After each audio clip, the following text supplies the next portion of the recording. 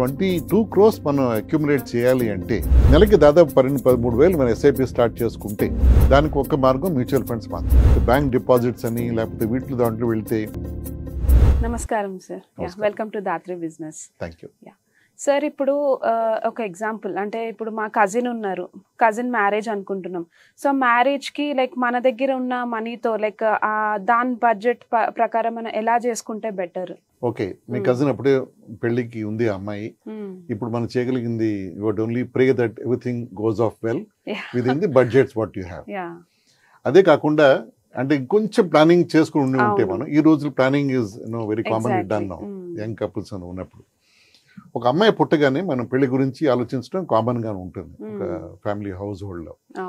ఏడాది పిల్ల పుట్టగానే 28 ఏళ్ళకి అతను అమ్మాయి పెళ్లికి వస్తుంది అనుకుందాం అనుకున్నాం. ఇప్పుడు ప్రస్తుతం పెళ్లి ఖర్చు 25 లక్షలు అనుకుందాం మనం అప్రాక్సిమేట్ గా. అది 28 ఏళ్ళ అమ్మాయి వయసు వచ్చేప్పటికి ఆ పెళ్లి ఖర్చు 25 లక్షలు 2 కోట్లు అయిపోతుంది ఇన్ఫ్లేషన్ ప్రకారం. అంటే మనకు తెలియకుండానే అప్పుడు 2 కోట్లు మనకు అలవాటు అయిపోతుంది ఆ పదం వినడం మనకి 28 ఏళ్ళ తర్వాత. ఇప్పుడు ఎలాగైతే లక్షలు మనం కంఫర్టబుల్ గా ఉన్నామో అప్పుడు కోట్లు కూడా కంఫర్టబుల్ అయిపోతాం మనం. సో ఆ 22 crores మనం అక్యుములేట్ చేయాలి అంటే సడన్ గా 2 crores రాదు, చేతికి రాదు. అప్పుడు ఇప్పటి నుంచి మనం ప్లాన్ చేస్తే కంఫర్టబుల్ గా దాన్ని చేసుకోవచ్చు.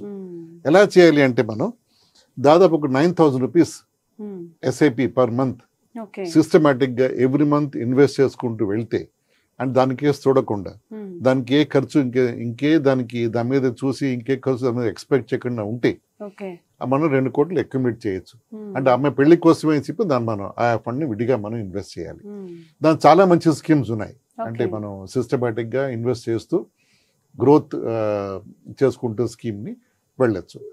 సో నా అడ్వైజ్ ఏంటంటే యంగ్ కపుల్స్ కి పిల్ల పుట్టగానే అందరూ హ్యాపీగా ఉంటారు, పిల్లాడి పుట్టగా కూడా హ్యాపీగా ఉంటారు. వాళ్ళ ఫ్యూచర్ గురించి మనం సిస్టమేటిక్ గా ఇన్వెస్ట్మెంట్ చేసుకుంటూ వెళ్తే వాళ్ళ లైఫ్ ఇంకా చాలా బాగా హ్యాపీగా చేసిన వాళ్ళు అవుతాం మనం. అవును, ఫర్ ఎగ్జాంపుల్ మా బ్రదర్ కి నేను అబ్రాడ్ స్టడీస్ కి పంపించాలనుకుంటున్నాను. You know the education now it is cost a lot.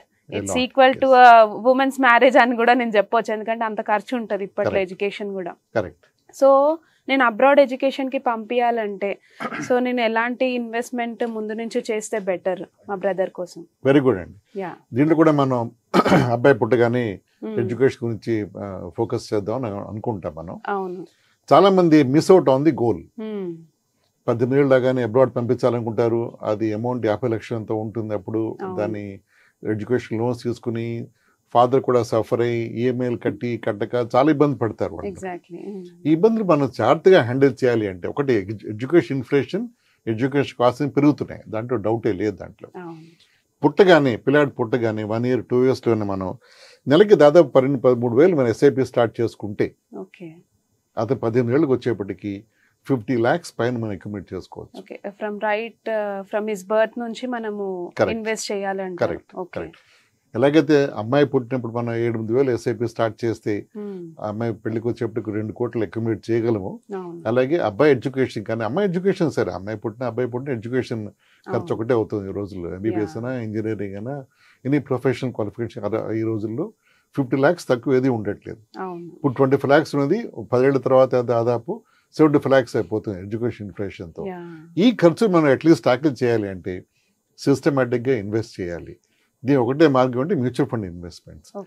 ఇంకే చిట్ ఫండ్స్ కానీ లేకపోతే బ్యాంక్ డిపాజిట్స్ అని లేకపోతే వీటి దాంట్లో వెళ్తే డబ్బు గ్రో అవ్వదు. అది మనం ఎక్కడ చేసేస్తాం మనకి ధైర్యం కాన్ఫిడెన్స్ ఉంటుంది, కానీ అల్టిమేట్ గా ఆ టైం వచ్చినప్పుడు అమౌంట్ మనకి కావాల్సిన అమౌంట్ చేతికి ఉండాలి. దానికి ఒక మార్గం మ్యూచువల్ ఫండ్స్ మాత్రమే. ఓకే, సో మ్యూచువల్ ఫండ్స్ లో ఇన్వెస్ట్ చేస్తే బెటర్ అంటారు. yes. Okay, such a valuable information, sir. Thank you so much. Thank you.